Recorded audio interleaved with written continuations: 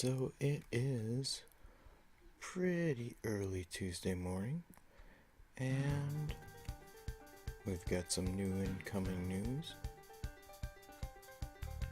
So we are getting Hope and Lightning and Fang. Lightning is back by popular demand. Got all this good stuff explaining what she is. And then we've got Hope right here. Trust Master reward is new.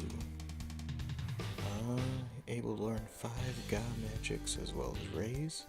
Also able to learn Asuna. 51 magic, 82 magic, 51 attack on that, not bad. You pull them. And Fang. Equip spears as a Trust Mastery reward. Tricky jump moves to confound her enemy. Highly powerful physical and elemental attacks. So, lightning. Highlight right there, big time. Let's go on to the other new news. A new foe has appeared. The completion reward is the Grand Helm. Defense plus 45, nullifies silence, sleep, and confusion. Boosts defense when equipped with heavy armor. And Hanging Edge event. It says update to the Hanging Edge event.